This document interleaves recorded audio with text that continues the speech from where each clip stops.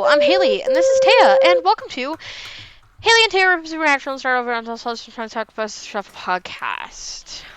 Also known as HATRUSA, and today we are talking about Season 2, Episode 14, Born Under a Bad Sign, which originally aired on February 8th, 2007, and was written by Catherine Humphris. Thanks, which is not a familiar name. Oh, Dead Man's Blood and The Usual Suspects. I already forget The Usual Suspects. Well, I can tell you right now, I'm pretty sure both of those have pretty low ratings. Usual Suspects was a 7, and Dead Man's Blood was a 1. So, I mean, not like great episodes, but at least The Usual Suspects was okay, apparently. Before we start off with our conversation... Oh, I was going to say Usual Suspects is the one with the cop who, her cop boyfriend is the murderer. Oh. With the necklace. That's why you gave it such a high score, remember? They had, like, the matching necklaces with the dead girl. Right, there was a found in, like, the walls. Yep, there was a bones. Okay, yep. That explains it. Cool. Before we start today... Sorry, I was just thinking. Before we start the discussion of today's episode, our content warning, as always is in the beginning. Today we have a content warning for attempted sexual assault. We're not really going to talk about it, like, I don't even think at all. I didn't write any notes about it. I wrote, oh God, but other than that, I mean, I mentioned it in the summary. We're not going to discuss it, but if you watch the episode, it is in the episode. It's, after Joe and Sam have a conversation. Yeah. I think. So as soon as Sam arrives at the bar, with Joe there, that is when it happens.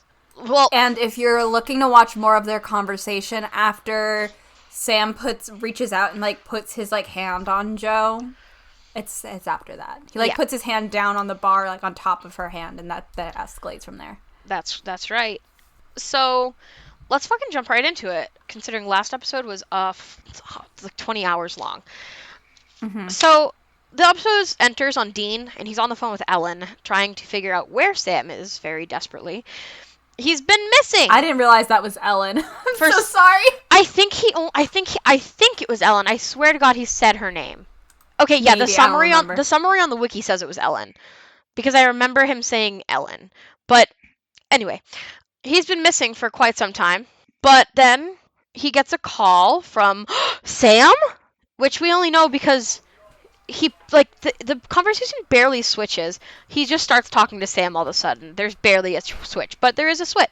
Sam is in a motel somewhere we don't know, which is frustrating because usually they tell us where we are, but we don't know on this one. When Dean gets to the motel, Sam is bloodied and doesn't have memories past like a week and a half ago when they were in Texas. Dean helps him retrace his steps, only to find a trail of disaster. Ava Wilson's blue buggy with a bloody knife in the back. A gas station attendant who claims Sam came in drunk and almost beat him up. And finally, the dead body of a hunter in his own very destroyed, very burglared-looking home. In that home, we find that the hunter had a security cam, and on it, they see Sam kill the guy. Dean insists that it wasn't really Sam. Sam begs to differ and tells Dean to kill him. Dean doesn't, so Sam knocks him out and leaves. Dean is awoken the next morning by the motel manager telling him to get out because there's a couple who needs to have the room. The couple, by the way, is very clearly a businessman and a prostitute. Dean leaves but is like, hey, I need to use the computer. The man who was with me, I can't find him. He's missing. So he gives him money to use the computer to track Sam's phone, all while pretending Sam is his runaway son on the phone with, like, the phone provider or whatever. To turn on the GPS because we're in 2007 or whatever. Yes. And he's like, my son, Sammy, he ran away. And I need to find him. Because Sammy, he's diabetic. He needs his insulin. We go to Sam after Dean locates the GPS, which is in Minnesota. And Sam is entering a bar. He is clearly not all Sam. And he is now with Joe. He does some shady shit. Tells her how he does some shady shit and knocks her out, and then tells her how her dad really died. Some more stuff happens, and then Dean gets there, and Sam is like, look, I'm gonna kill her. Dean is like, no, you're not. and they fight. Joe escapes. Dean throws his holy water at Sam, and oh shit, he's been possessed this whole time. Dean gets shot amongst the fighting. And then Sam Demon leaves to go find Bobby, to go to Bobby's. Joe finds Dean and patches him up. He's been shot in the arm. Back at Bobby's, Bobby catches on that it isn't Sam very quickly. Holy waters him and knocks him out. Turns out it's Meg. Dean shows up, and there are shenanigans before they get Meg out, and Sam is okay. Bobby sees this mark on Sam's arm that is shown briefly earlier in the episode with Joe, and Sam says he had a run-in with a stove. Mm-hmm. But Bobby burns it to mess up the mark, and Meg leaves with her smoke. Sam is okay. Dean punches him in the face because fuck you. As the episode ends, in the Impala, Sam tells Dean that he was conscious through some of it and asks why Dean didn't kill him. Dean says he will always try and save him first. Cool. Yeah. So that's basically it.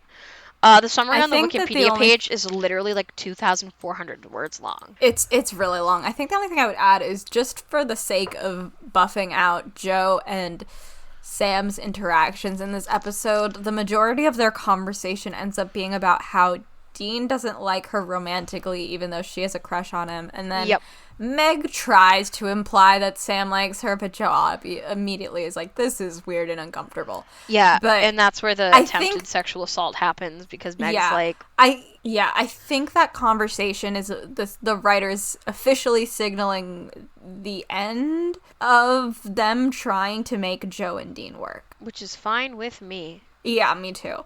I think that there might be just some weird moments later on, because I genuinely don't know if these guys really know how to write, like, women interacting with men in a non-romantic way. But I think this signals, like, the official end of, like, this isn't gonna be a thing. Mm-hmm. I would agree. Like the original plan was. Right. At least what it felt like the original plan was to get them together, and then they quickly realized that they have, like, no chemistry. Mm-hmm. And it was weird. Thanks, Supernatural. Yeah, thanks. So, our death count for today's episode is 1. Just 1.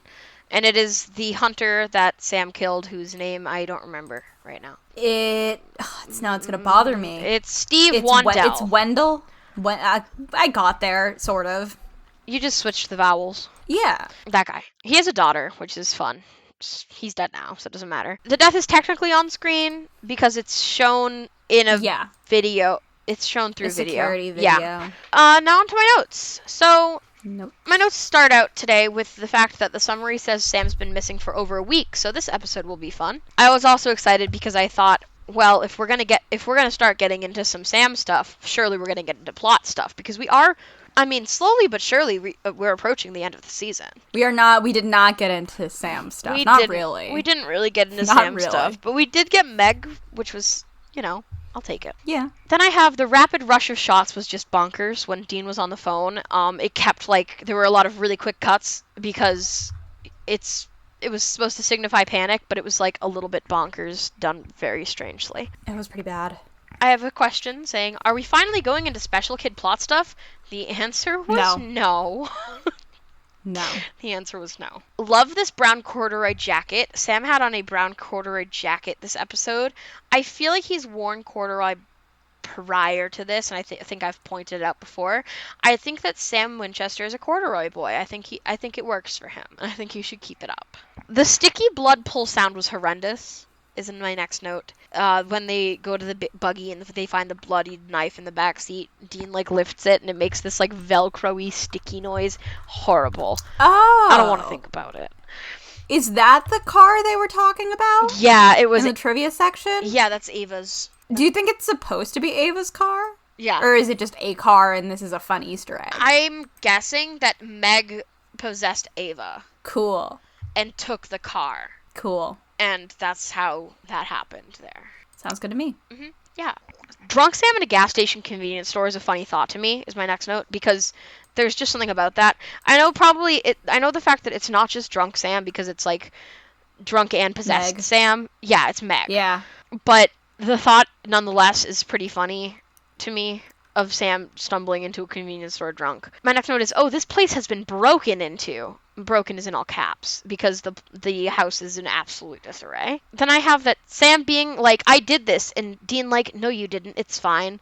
Dean is he's always in denial all the time, but like specifically when it comes to Sam and things Sam does, even if it's like not all on, like, it's not Sam's fault he got possessed, but like, but Dean's just like, it wasn't you didn't do this, and Sam's like, I might have, I don't remember, and Dean's like, no, you didn't, it's fine. My next note is, okay, breathing dead body, because the dead body was breathing.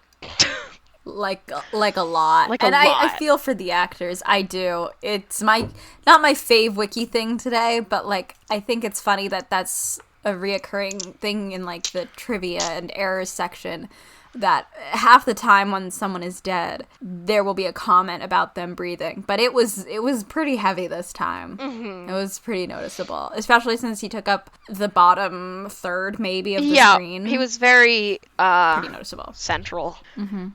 The happy coincidence that Sam killed him right in front of the camera. At first I was like, I love that there's a security camera there, but then Taya did point out the fact that the security camera was pointed on the cabinet of guns that was being hidden, and I was like, okay, that's fair, but Sam did kill him right in front of the camera, and I think that that's a coincidence. That was movie magic right there. Then my next note is, when you're Sam and you killed a father. Oh, jeez, yeah. My next note is, I wish I had those wooden fish ornaments in my bedroom. In the motel, there were these wooden fish ornaments, and I liked them. Cool. I want them. Dean Winchester desperately doesn't want his brother to be a bad person is my next note, because he doesn't, and that is something that is not only just explored in this episode, but through this series as a whole. Truly. I love Sam. He's good. But, you know what? We've got another count to Dean saying he'd rather die than have Sam die, is my next note, because it's literally, I had a count of that before. I don't know where the note went, but I had a, pull the trigger, just do it count, and this I think would be like 4 or 5. The irony of Sam saying that Dean will live when we all know how this show ends. I'm sorry, but we all know. We actually all don't know. I'm sure there's people who don't, but I know, and oh boy. My next note is Sammy is a diabetic, in quotes, because Dean lies to the person on the phone line, because he's like, oh, my teenage son ran away, and the person is probably just like, oh, well, he is a teenager, boys will be boys. And Dean is like, yeah, well, boys will be boys, but see, Sammy's a diabetic, and he needs his insulin. So I wrote, I think maybe we should take that and run with it. Sam can have diabetes now. You know? Sure, why not? So it would add a new challenge to the road. Yeah, because they gotta need to make sure they keep that insulin up or whatever, eating properly, testing his blood glucose levels. Yep. Sure, let's do it. Yeah. Let's go So with it. Sam has diabetes. And no offense, I understand he was just trying to get it as fast as possible, but come on, man. Yeah. Faking a medical issue. Mm-hmm. I'm sure you could have come up with something else. He couldn't. He's Dean. He's stupid. That's true. My next note is Joe! And then I love Sam being a little devious, followed by huge fucking jar of pickled eggs, because in the background of the bar, there was the biggest fucking jar of pickled eggs sitting there on the counter. Do you think they sell those or no? Like, do you think you can buy a pickled egg at this bar? Yes. Or are they just there? I'm pretty sure that's not an uncommon thing, at least, like, not in real life. I don't know about real life, but, like, in bar scenes and movies, I've definitely seen pickled eggs. Huh. Interesting. I would love to know why. Do they go good with alcohol? So. I'm going to look it up right now really quick. Oh my god. Okay. The real reason bars sell pickled eggs, an article from mashed.com. Pickled eggs in bars all started with a marketing ploy in the 1860s. Pickled eggs may be hard to find in bars now, but back in the 1860s, they were used to attract patrons. I don't know. Oh, they were advertised as free lunch. That sounds... Listen. And I'm already not a huge fan of hard-boiled eggs. Don't pickle eggs for me. Because bars already had eggs on hand for select punches and cocktails. Uh-huh. So they just pickled them, apparently. I don't know. Sure. Why not? Anyway. History lesson, brief one, but my next one is Sam got a power button tattoo, because the mark truly does look like a power button. It's does. really stupid. But that's basically it's at like a little bit more of an angle. If you're looking at it like straight down from like if you're holding your arm out in front of you, but it definitely looks like a power button. yeah. And Bobby does say it's a binding link. But guess what? This is the only episode it shows up in. I'm pretty sure it is. I don't think. No, I'm literally looking at it right now at the Facebook page, at the Wikipedia page. This is the only episode it's marked in. So that's seriously fucking funny. It's a burn scar. I could understand maybe if after the cage he didn't have it, right? Or after he got resurrected this first time, right? Because he doesn't die at the end of this season. I don't. Yes, he totally does. So, like, why didn't they just keep it for the last few episodes? Well, I don't know if it does. I don't know if it doesn't show up at all, but it doesn't, like, it's not used again. It's not utilized, at least. So we'll keep our eyes on it. I'll be looking for this shit. But then I have Sam saying that Dean thinks of Jo as a little sister, like a little schoolgirl. Obviously, it wasn't Sam, it was Meg. But it was, like, the weirdest description you could have used. Meg was really just like, he thinks of you like a little sister, more like a little schoolgirl. And I was like, that is uncomfortable. They could have just stuck with little sister. I know what you mean by little sister. I don't need you talking about schoolgirls. Yeah. Then I have Oh God, which is the, just the shit. Yeah. Then I have Okay Slow-Mo. I think that's when Jo is waking up from being knocked out. There's like this fucking slow-mo filter on her. It was incredible. Supernatural loves slow-mo. Then I have... to yawn, apparently. Literally, I love Sam being like this. It's fun. And then I have, we think it's Meg. Then I have demons love windows. And they love to fall out a window, jump out a window, crash through a window. They love windows. They're their favorite. They don't know what a door is. When Dean is dead and it's only season 2. Followed by, I think that Dean should have individual specific ringtones for everyone on his list. Because Jo calls his phone to try and find him, and, like, it's just some generic rock song playing. Oh, maybe that's the third song. It was the phone ringtone. Anyway, I think that Dean should have specified ringtones. I just think that would be funny. Then I have Dean wet dog moments, because Jo finds him laying, like, on a boat ramp, and he's all wet. And I was like, wow, this is pathetic. My next note is my favorite in the episode, I think. Okay, so this is one of my favorite tropes. How could they do this to me? I love character A being wounded and character B trying to do first aid on character A while they are, like, hisses in pain. And character B is like, shut up and stop being a baby. It's a very specific thing, but it's one of my favorite tropes, and I was really pissed off to see it happen in Supernatural. Mm-hmm. Unsurprised, but pissed off nonetheless. You know? Mm-hmm. Then I have that I do love Dean and Jo's dynamic. Okay, I'm basic. Okay, I'm sorry, I'm basic. Not even romantically. I don't like them romantically, but I like what they have. And I'm still upset that Jo dies. And I'll never be over it. Yeah, no, I think everyone is. Well, no, I can't say that. I am. Yeah, people hate women, Taya. Nobody's That's true. upset. Nobody's except for us. Bobby was so happy to see Sam. He's about to be pissed, is my next note, because when Bobby opens the door to see Sam, he's like, Sam! And he's excited for like a minute, but then he quickly catches on that Sam is not Sam. But then I have that I wish Bobby was my uncle, because I do. I just love Bobby so much, and I wish he was my uncle. Demon Eyes! Like, thanks, but we already knew. Holy shit, the beer bottle bad prop was low on purpose? Wow. Bobby tricks Demon Meg Sam into drinking holy water by giving him a beer bottle that was already opened, and he mixed a little bit of like holy water into it. And Taya and I at first, Taya was like, "Is that bottle empty?" And I was like, "No, it's like not as full as it should be, but it's not empty." But then obviously Taya pointed out, well, it could have been a little bit higher, but I think it was interesting that they kind of did something with it. They tried. There was an attempt.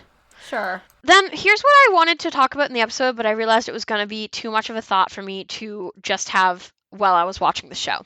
I asked you, well, does salt need to be around the whole body? Yeah. Here's why. I considered little glass bottle earrings full of salt. Like, you know those little glass bottles that you can get for jewelry? Mm-hmm. Imagine those, but they're filled with salt, and you wear them as an earring. And I don't know if that would do anything, but... Yeah, but, like, I just wish it would, because I think that's funny. And that thought was followed by the thought, Hunter Etsy shop. hunter accessories. So we have a hunter Discord already. Mm-hmm. Where's our hunter Etsy shop? I think that they just go to whatever random stores are in town. Yeah, but like I mean specifically for like stuff like that though, like cute little accessories that help ward things away. Like obviously those things exist now, but they're not real. Mm-hmm. But in Supernatural, which is a fictional TV show, they are real. So I think there should be one specifically for hunters, but that like normal people use because they're like, wow, this is so true. And the hunter people are just like, yeah, it literally is. Thanks for buying my accessories and protecting yourself so I don't have to. I just think it would be quirky and fun. My next note is a quote from Meg as Sam saying, hell is like, well, it's like hell. Because that line was just immaculate writing. Thank you, Supernatural. Thank you, CW. Great show you have. Please choke. My next note is Meg is so funny. We love her so much because we do. In this household, we love Meg. There's nothing more to say about it. We just do. We love her. We do.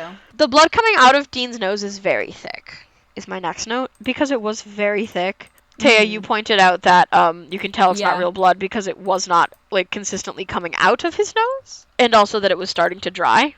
But I couldn't stop thinking about how thick it was. Did I tell you that one of the kids at work tried to pretend to have a bloody nose the other week? No. She took a tube out of a marker and went into the bathroom.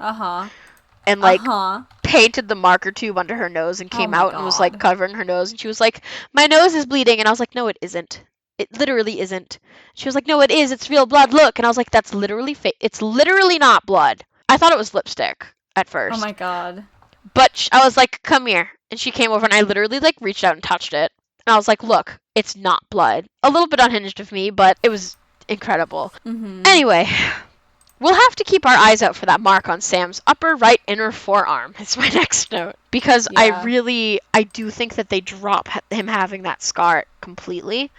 I don't think that they keep up with that consistency, and now we know that the mark is never, like, utilized again, so, like, okay.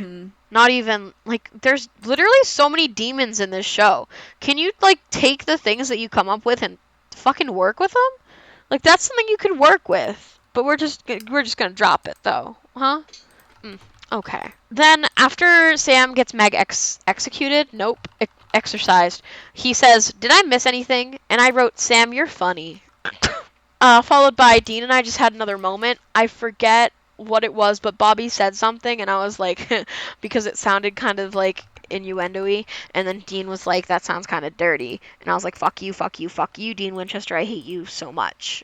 My second to last note is ending on a driving moment, thank God, followed by, you had a girl inside you for a whole week, that's pretty naughty. Which was, I believe, the last line in the episode. And it was just, alright. I was like, okay, we're doing this, huh? Ugh. And that's my note.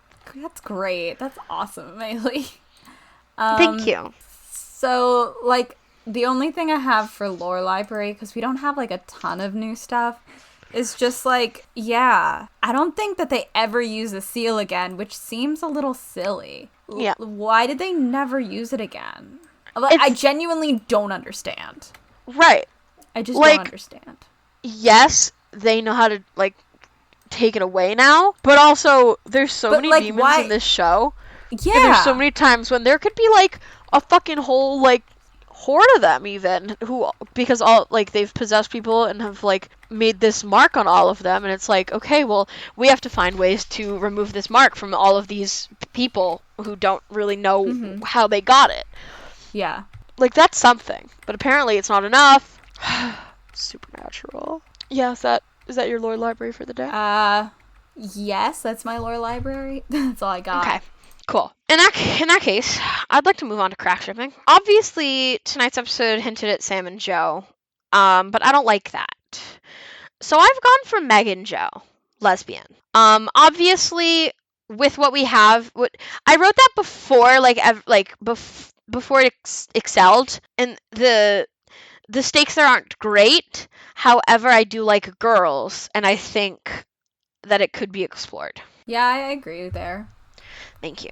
I'm a connoisseur. Taya did look, because when Sam was like, well, when Meg was like hitting on Joe, I was like, is Sam and Joe like a thing? And Taya looked it up on AO3, as they do. It's a And very small thing.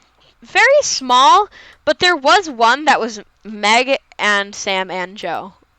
And I was like, There was also see? one that was Meg and Ruby and no, Sam and Joe and Ruby. There we go. Yeah. So that's really interesting. And I just love it. So funny. Today's episode is brought to you by Back on the Road Again by REO Speedwagon, like the JoJo's character. I closed my tab. Hold on. No, your tab! I'm gonna be honest, I can't remember there being 3 songs in this episode. I only remember 2, and I don't know which one it was. So, it's possibly also brought to you by Ashes to Ashes by Tarbox Ramblers. Maybe. Well, that's what I said earlier when I realized I think the third song was Dean's ringtone. Oh, got it. Like, I remember there being 2 songs that were played, but I think the third one must have been Dean's ringtone. Mm-hmm.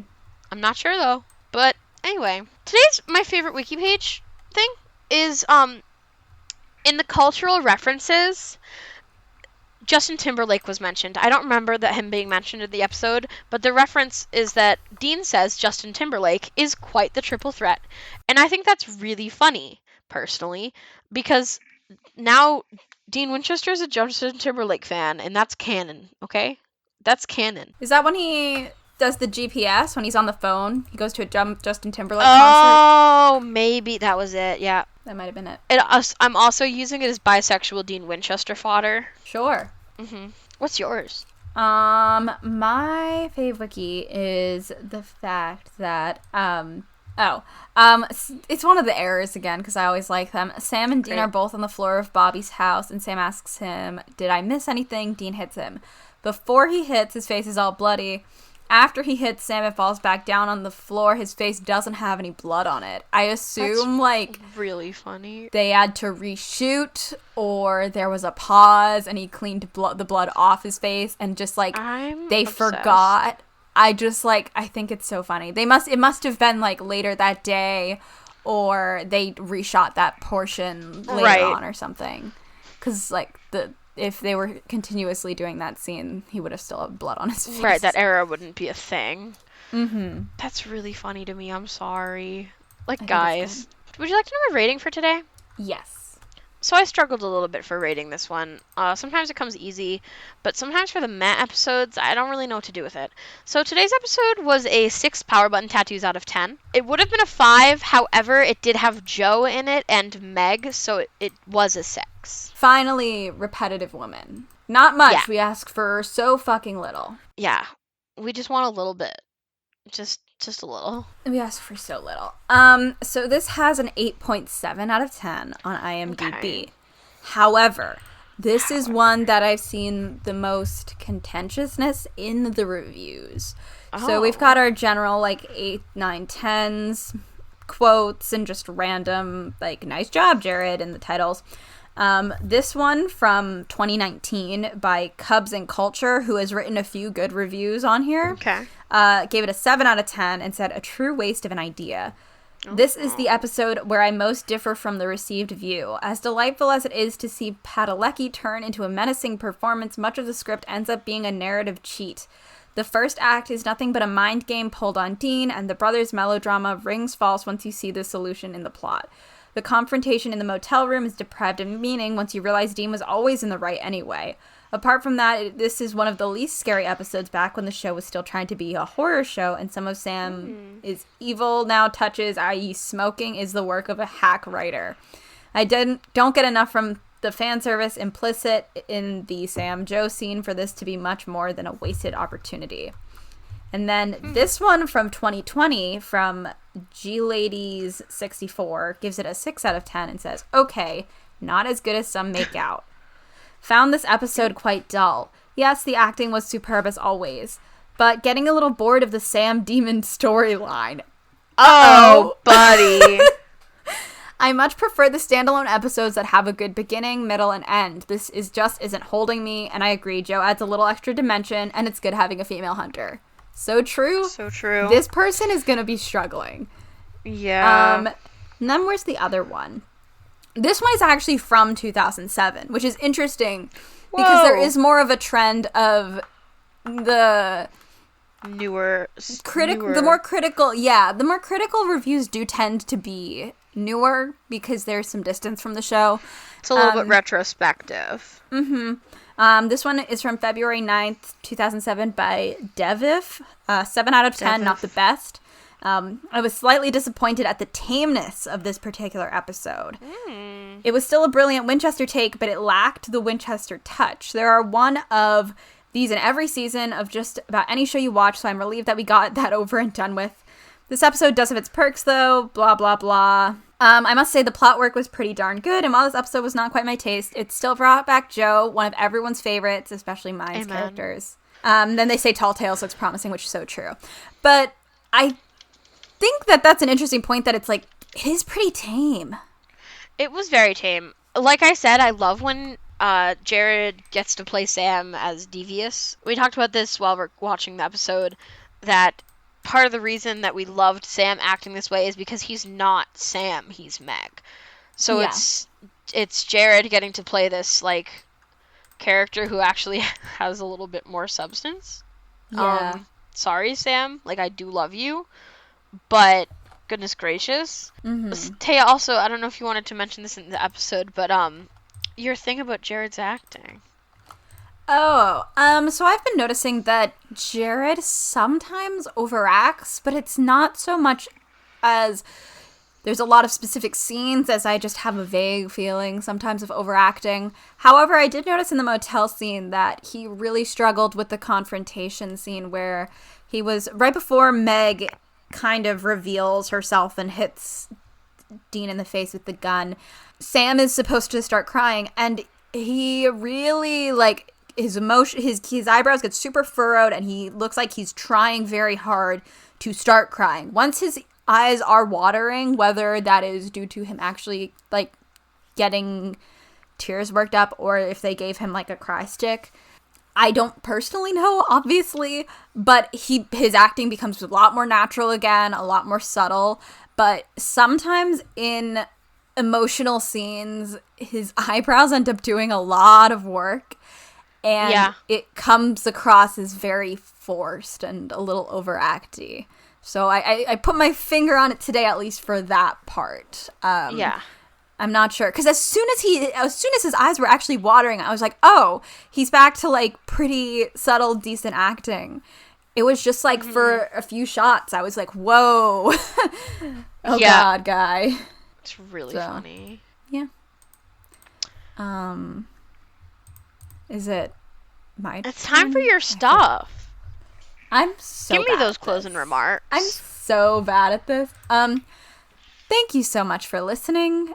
You can follow us everywhere. We're Hatrusa everywhere. You can like, comment, subscribe, share, leave a review, tell your friends.